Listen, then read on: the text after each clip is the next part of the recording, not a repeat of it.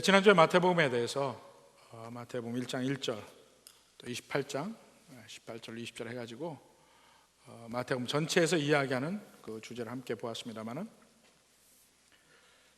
신약성경의 가장 첫 시작을 마태복음을 놓았고 바로 처음에 계보가 나옵니다. 사실 제가 대학을 처음에 들어가니까 학교에서 교양 필독서 100권을 쭉 리스트를 해서 줬는데 그 중에 1번이 성경이었어요. 그래서 저도 교양인이 되고 싶어서 성경을 읽겠다 하고 봤는데 읽기야 말이죠. 제일 먼저 창세기 1장 갔더니 뭐 이상하게 하나님이 천지를 창조하셨다고 하는데 도대체 받아들일 수가 없고, 그래서 신약부터 읽자, 신약을 갔더니 이 계보에서 다 걸립니다. 뭐로 이런 걸 써놨을까 하고 생각을 했는데, 보면 볼수록 이 계보가 대단히 중요한 의미를 우리에게 줍니다. 그러니까 여러분이 성경을 읽을 때 그냥 읽으면 되지 이렇게 생각을 하지만 사실 그렇지 않아요. 이 성경을 쓴 이 하나님의 목적, 또 성경 기자의 특징이 어떻게 나타나는지, 그리고 이것을 조금 더 마치 광맥을 파듯이 조금만 더 들어가서 보면 엄청난 보화가 있다는 것을 깨닫게 됩니다. 그냥 읽는 것도 여러분이 읽지만은 중간중간에 확실하게 여러분들이 하나님 말씀을 공부하는 자세도 필요합니다. 그렇게 해야 이 말씀이 훨씬 더 우리에게 온전한 하나님의 뜻이 정확하게 우리에게 다가오게 되는 것입니다. 오늘 우리가 보는 구절은 마태복음 1장 1절로 17절까지 이렇게 보고 있는데 계보입니다. 근데 이 계보에서 우리에게 이야기해 주는 점이 상당히 많이 있습니다. 크게 세 가지로 함께 우리가 보려고 하는데, 제일 먼저 이 계보가 완벽한, 정말 구약과 신약을 연결하는 정말 완벽한 계보다 하는 것을 먼저 말할 수가 있겠어요. 먼저 1장 1절에 보니까 아브라함과 다윗의 자손 예수 그리스도의 계보라 그랬습니다. 그러니까 예수님이 아브라함의 자손이다, 예수님이 다윗의 자손이다, 이 얘기를 하는 것이죠. 근데 이것은 사람을 보는 게 아니고 우리가 지난주에 봤듯이 아브라함의 언약, 다윗의 언약이 중요하기 때문에 이야기하는 것입니다. 아브라함의 언약은 창세기 12장 1절로 3절까지 제일 먼저 나옵니다. 땅의 모든 족속이 너로 말미암아 복을 얻을 것이라. 아브라함에게만 축복입니다. 내가 큰 민족을 이루겠다. 실제로 구약 성경은 그것을 증거하고 있습니다. 하나님의 약속의 말씀이 사실이라는 걸 이야기를 합니다. 근데 그 이루어진 말씀 중에서 아직도 계속 유효하게 내려오는 말씀이 땅의 모든 족속이 너로 말미암아 복을 얻을 것이라. 어떻게 아브라함의 언약이 이 세상 모든 사람에게 복을 줄 것인가 하는 그 면이 살아있습니다. 그 뒤로는 아브라함에게 다시 내 씨로 말미암아 천하 만민이 복을 얻으리라. 15장 17장 계속해서 이야기를 하고 있습니다. 그럴 때 먼저 구약에서는 하나님께서 아브라함이 우선 이스라엘 백성을 줌으로써 그들이 만국의 등불의 역할을 해야만 했습니다. 그런데 그들이 그걸 하지 못하죠. 안 하죠. 자기들만의 복이 있는 줄 알아요. 결국 그들은 하나님의 백성으로서 사명을 하지 못하고 그들은 제쳐지고 촛불이 다시 새로운 사람에게 가게 되는데, 결국 그가 새로운 이스라엘인 예수 그리스도시라 이겁니다. 그 아브라함의 언약이 결국 이루어지는 대상은, 아브라함의 진정한 씨는 바로 예수님이다 하는 면을 먼저 보여주고 있고, 바로 그 면이, 그 아브라함에게 한 약속이 복음이라고 바울은 표현하고 있어요. 복음이라고. 갈라디아서 3장 8절에 봅시다. 하나님이 이방을 믿음으로 말미암아 의로 정하실 것을 성경이 미리 알고 먼저 아브라함에게 복음을 전하되 모든 이방인이 너로 말미암아 복을 받으리라 하였느니라. 창세기 1장 3절, 12장 3절에 보면 땅의 모든 족속이 너로 말미암아 복을 받는다 그랬는데, 땅의 모든 족속이라는 말을 좀 더 구체화시켜서 바울은 뭐라 하냐면 모든 이방인이 너로 말미암아 복을 받으리라, 이렇게 얘기합니다. 그러니까 하나님은 아브라함의 약속을 통해서 이스라엘 백성만 축복하시는 하나님이 아니고 모든 이방인까지, 모든 족속을 축복하시기 위한 계획이 예수님 안에 있다는 것을 먼저 보여주고 있습니다. 이 복음이 다윗의 언약 속에서 좀 더 자세히 설명이 되죠. 사무엘하 7장 12절에 보면 내 수완이 차서 내 조상들과 함께 누울 때, 지금 다윗에게 하나님이 약속하신 말씀입니다. 내가 내 몸에서 날 내 씨를 내 뒤에 세워 그의 나라를 견고하게 하리라. 그는 내 이름을 위하여 집을 건축할 것이요 나는 그의 나라 왕위를 영원히 견고하게 하리라. 이 약속의 말씀이 제일 먼저 솔로몬에게 이루어질 줄 알았죠. 실제 솔로몬이 성전을 건축을 하죠. 그는 내 이름을 위하여 집을 건축할 것이요. 솔로몬이 이 약속의 수혜자인 줄 알았어요. 그런데 솔로몬의 후반기 인생을 보면 그도 아니라는 사실을 깨닫고, 그리고 실제로 유다 왕국이 멸망하잖아요. 오늘 본문에서도 바벨론 포로로 잡혀가는 게 중요한 신학적 의미가 있다는 거예요. 아브라함의 언약, 다윗의 언약, 바벨론 포로. 바벨론 포로로 말미암아 다윗의 언약이 솔로몬에게나 아니면은 그 다윗의 육체적 그 후예들인 그 왕들에게 계승되지 않는다는 것을 알게 됩니다. 결국은 그 계보에 아브라함의 언약을 받을 분, 그리고 다윗의 언약을 받을 분이 예수님이라는 것을 여기서 이야기를 하고 있습니다.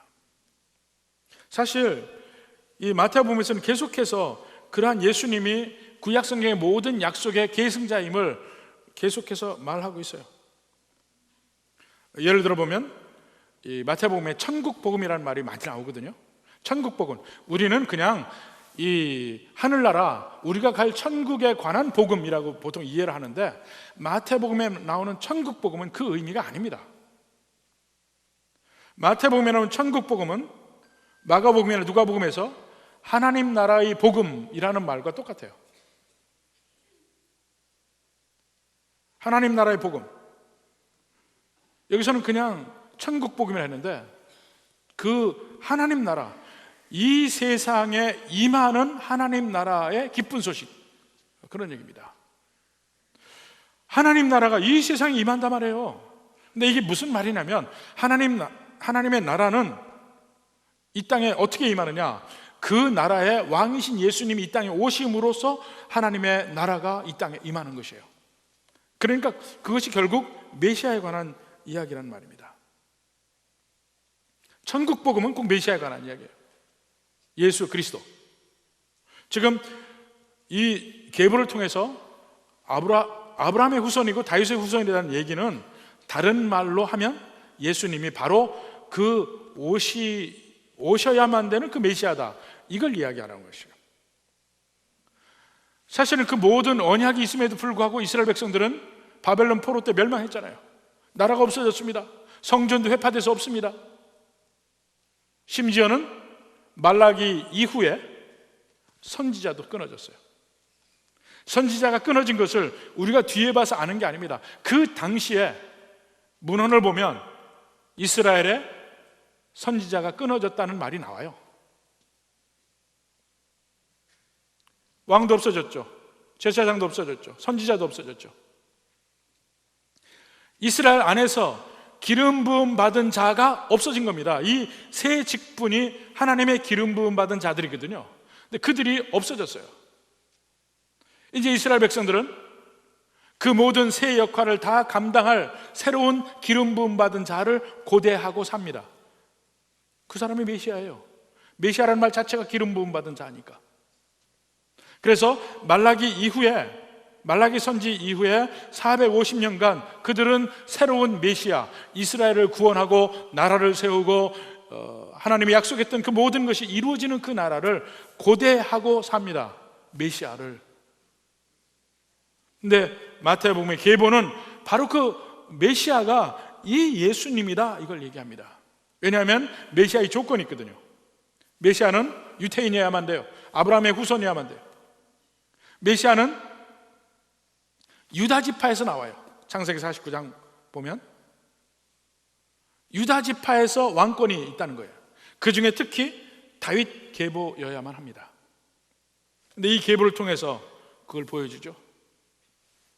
근데 한 가지 여러분 돌려서 생각을 해보면 이 조건에 맞는 사람이 예수님 뿐이겠어요? 이 계보 후반부에 나오는 사람은 다 그 조건에 맞는 사람들 아니에요. 예수님의 바로 1대, 2대, 3대 그 윗대의 사람들은 다 이 조건에 맞는 사람들이에요. 심지어는 예수님의 또 다른 동생들이 있죠. 그 동생들을 다 이 조건에 맞아요. 심지어는 그 당시에 유명한 랍비가 두 사람이 있었습니다. 하나는 샴마이, 하나는 힐렐이었어요. 근데 이 힐렐이 지금 말하는 여기 모든 메시아의 조건이 다 맞습니다. 그러니까 메시아가 아브라함의 후손, 다윗의 후손이어야 한다는 것은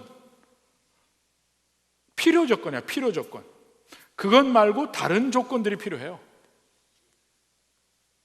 그 다른 조건을 그 뒤에 마태복음에서 계속해서 나옵니다. 예를 들어서 바로 뒤에 22절, 23절 가서 보면 이 모든 일이 된 것은 주께서 선지자로 하신 말씀을 이루려 하심이니 22절에 보라 처녀가 잉태하여 아들을 낳을 것이요 그의 이름은 임마누엘이라 하라. 천사가 요셉에게 나타나서 아들이 태어날 걸 이야기를 하고 동정녀에게 태어날 걸 이야기를 하고 그의 이름을 임마누엘이라고 하라 합니다. 근데 임마누엘은 의미가 뭡니까? 임마누엘, 하나님이 우리와 함께 계신다는 말이에요. God with us. 바로 예수님이 하나님이 우리와 함께 하시는 분이라 이겁니다. 예수님이 하나님이시라는 것입니다. 계보를 통해서 예수님은 메시아는 반드시 유대아 지파의 인간이에요. 인간. 근데 그분이 하나님의 아들이에요. 이 두 가지 면을 이미 마태복음 1장에서 이야기를 하고 있습니다. 골로새서 2장 9절에서 보면 그 안에는 신성의 모든 충만이 육체에 거하셨다.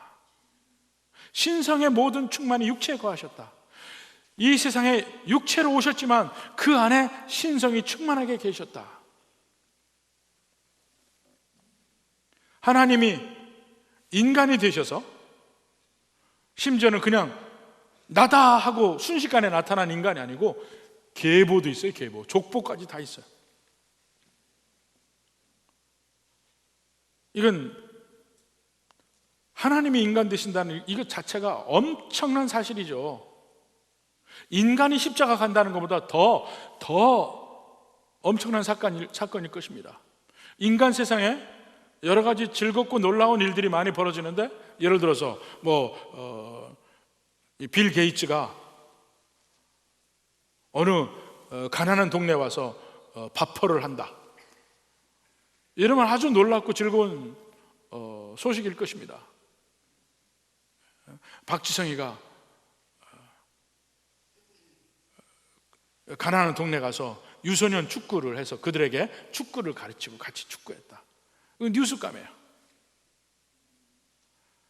그거보다 훨씬 더 엄청난 뉴스가 하나님이 인간이 되어서 이 땅에 오셨다는 것. 이 계보를 통해서 먼저 우리에게 말씀합니다. 그래서 바로 이분이 메시아이신 분이다, 이런 면을 이야기하는데 완벽한 계보라는 것입니다. 그리고 두 번째로 이 계보를 통해서 오실 때에 오시는 타이밍도 완벽했다는 거예요. 오시는 타이밍도. 우리 오늘 본문의 마지막 17절 봅시다. 그런즉 모든 대수가 아브라함부터 다윗까지 14대요, 다윗부터 바벨론까지 사로잡혀 갈 때까지 14대요, 바벨론으로 사로잡혀 간 후부터 그리스도까지 14대더라. 자, 누구나 그 위의 사람들, 그 예수님의 할아버지, 증조할아버지, 고조할아버지 다 메시아가 될 자격이 아까 있다고 그랬죠. 근데 타이밍적인 면에서는 14, 14, 14로 되면 예수님이 되어야 돼. 더 좁혀지죠. 더 좁혀져. 예수님의 동생까지도 아직은 자격이 있어요. 타이밍이 완벽하다는 얘기입니다. 그것을 이야기하려고 해요. 근데 따져보면요, 원래 계보는 14, 14, 14가 아니에요. 근데 14, 14, 14로 몇 사람 빼고 마태가 맞춘 겁니다. 왜 굳이 그렇게 했을까?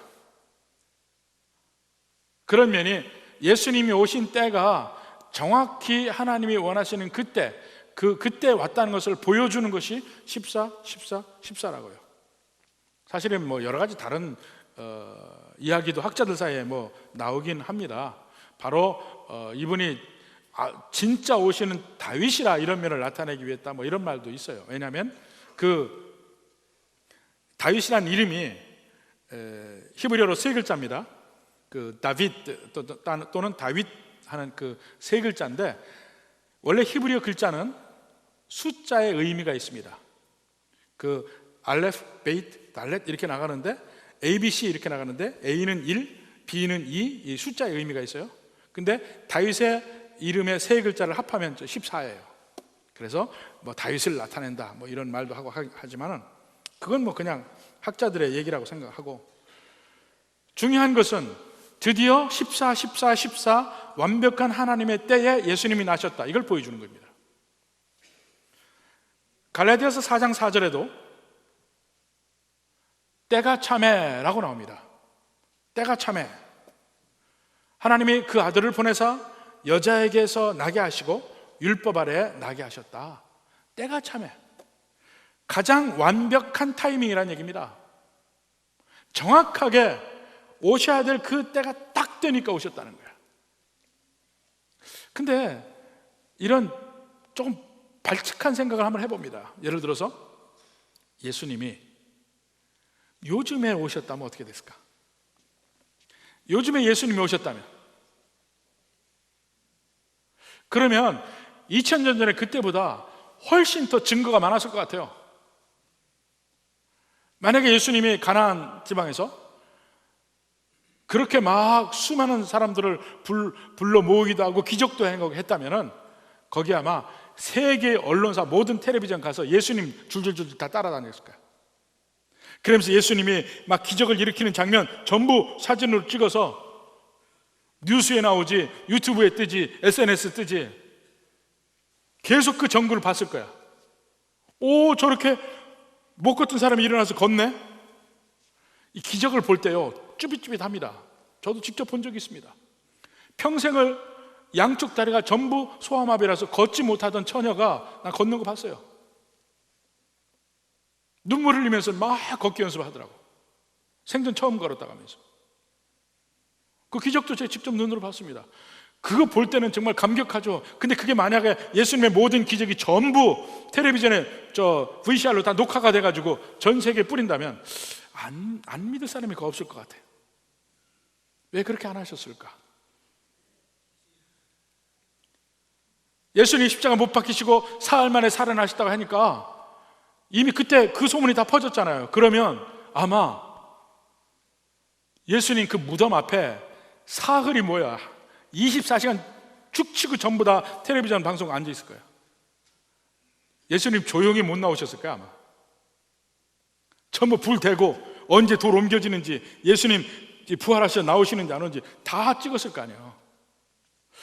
그렇게 했더라면 지금의 논쟁도 필요 없고 너무나 확실한 증거 영상으로 다 보여주니까, 요즘은 때가 참 이상해서 도둑들도 힘들어서 도둑질 못 하겠어요. 전부 찍혀가지고 어디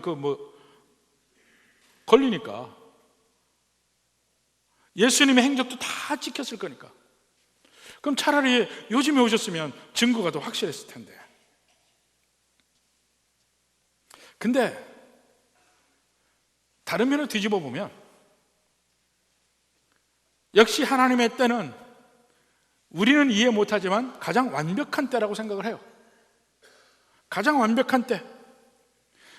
하나님은 역사를 주관하시고 제국의 흥망성쇠를 다 주관하시고 개인의 모든 삶에서의 흥망성쇠도 하나님이 주관하시고, 그리고 무엇보다도 중요한 게 우리를 마치 로봇처럼 전혀 어찌할 수 없게끔 만드는 그러한 로봇처럼 만들지 않으셨다는 것입니다.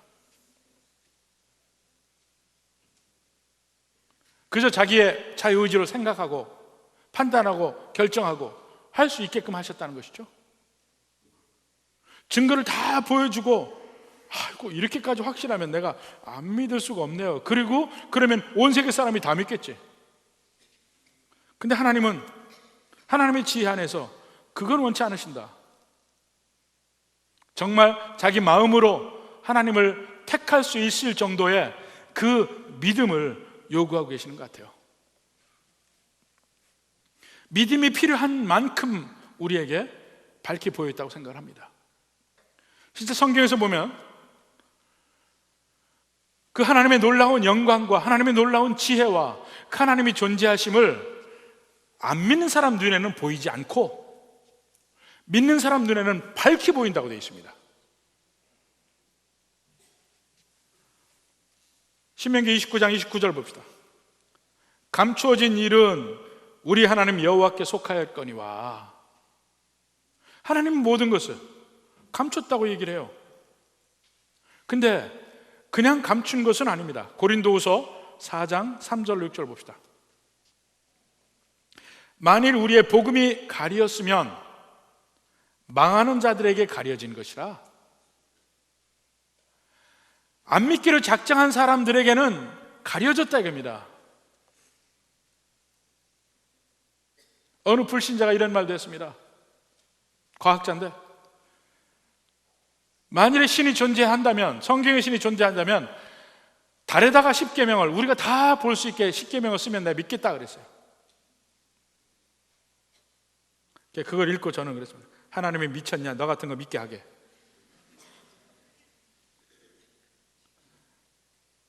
이미 마음에 불신앙의 마음을 가지고 있으면, 하나님을 거부하는 마음을 가지고 있으면 어떠한 증거를 들이대도 그들은 안 믿을 구실을 찾아냅니다.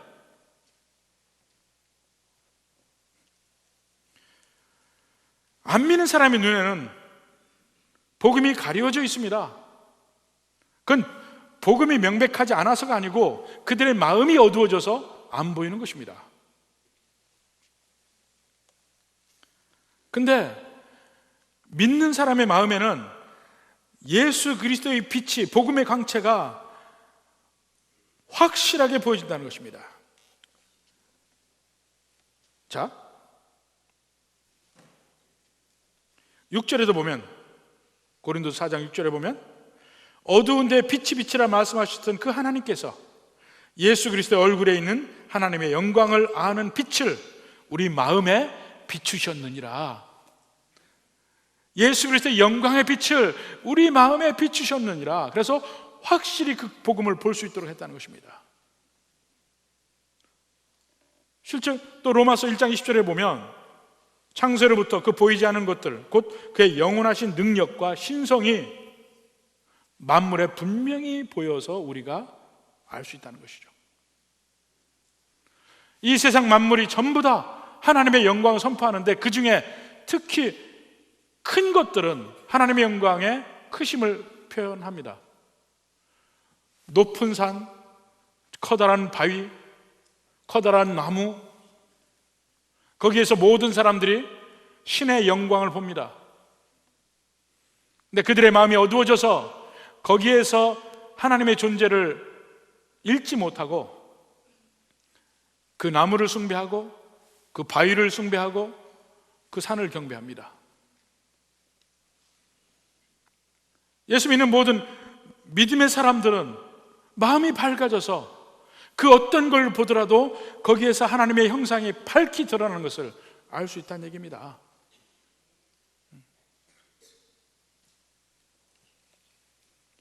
하나님은 실제로 계시면서 역사에서 실제 가장 완벽한 타이밍에 이 세상에 오신 것을 이 마태는 계보를 통해서 증거합니다. 14, 14, 14 완벽한 때에 예수님이 오셨다는 거예요. 또 계보에서 우리에게 말해주는 것은 세 번째로, 거기에 포함되어 있는 하나님의 계획은 완벽하다. 어느 정도 완벽하냐? 모든 이방인까지 포함하는 복음의 은혜가 이미 계보에 들어가 있다는 것이죠. 이 마태복음의 계보는 좀 독특합니다.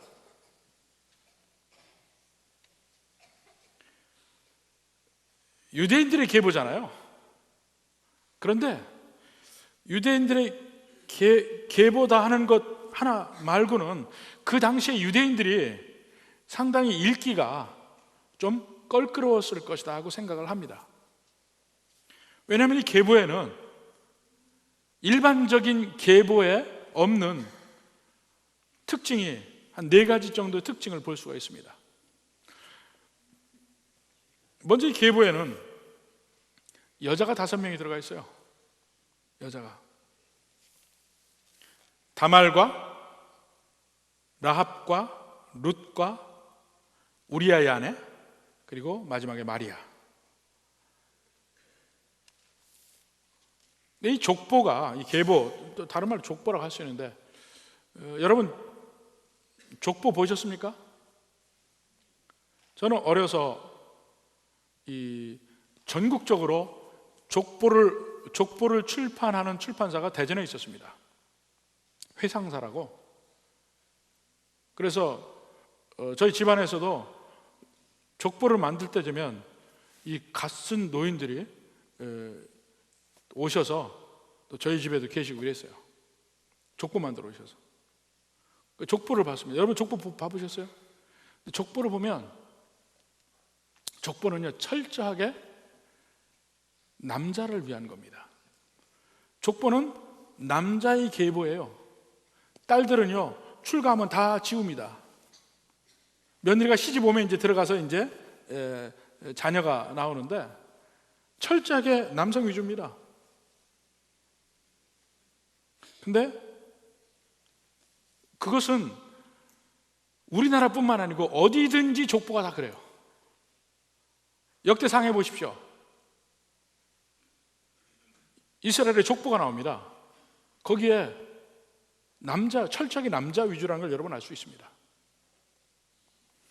근데 여기 지금 몇 절 안 되는 지금 16절까지 1절도 빼면 15절 안에 여자가 5명이 나온다니까. 사실 그 당시에 보면 여자들은요, 여자들의 증언은 법정에서 효력도 없었습니다. 족보에서 여자들이 언급되는 것 아무런 법적인 중요성이 없어요. 왜냐하면 상속권이 없었기 때문에. 상속권은 남자에서 남자로 갔단 말입니다. 그리고 굳이 여자를 넣는다면, 만약에 그 당시 제사장이나 바리새인이 굳이 여자를 이 족보 가운데 넣어야 된다고 생각했으면 여기 나오는 다말, 라합, 룻을 넣지 않았을 거예요. 오히려 사라나 리브가를 넣었을 것입니다. 그들은 더 정숙한 여인들이었잖아요. 더 존경받을 만한 게 있었잖아요. 근데 왜 굳이 이 이름들이 들어갔냐 이겁니다. 여인 5명이 들어간 것뿐만 아니고 그 다음에 두 번째로 그 중에 4명은 이방인이에요. 더군다나 또 이방인이야. 다말과 라합은 가나안 백성, 룻은 모압 여인. 모압 사람은 원래 여호와의 회중에 절대로 들어갈 수 없게 되어 있습니다. 신명기 23장 3절 봅시다. 암몬 사람과 모압 사람은 여호와의 총에 들어오지 못하리니 그들에게 속한 자는 10대뿐 아니라 영원히 여호와의 총에 들어오지 못하리라.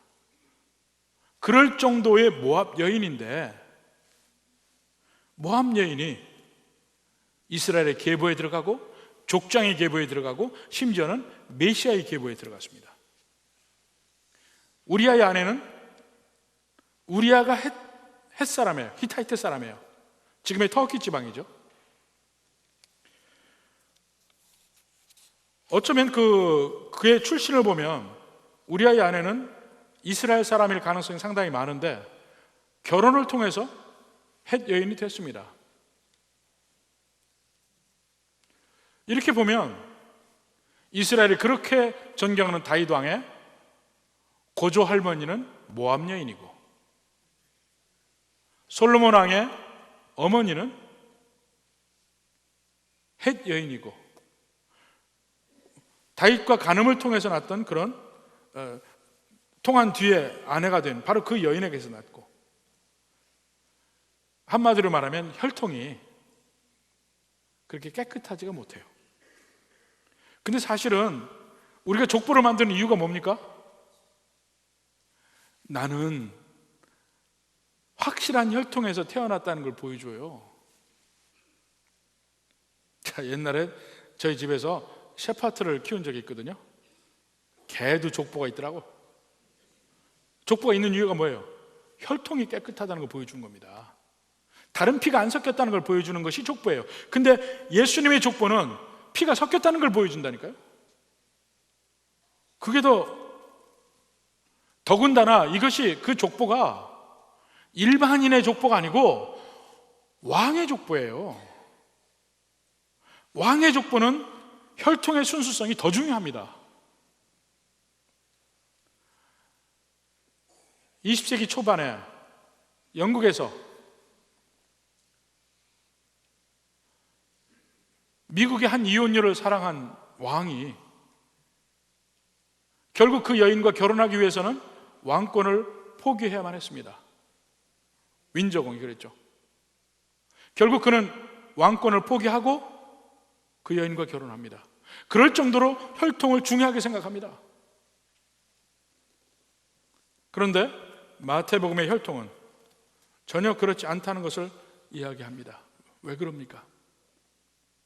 예수님은 유대인의 계보에서 아브라함의 언약, 다윗의 언약을 성취하는 진정한 구세주지만 이 구세주의 면이 유대인에 국한된 것이 아니고 모든 이방인, 심지어는 이방인뿐만 아니고 여자, 그리고 이 세상의 어떠한 사람까지도 다 포함할 수 있는 바로 그런 분이다. 혈통 자체가 그렇다는 것이에요.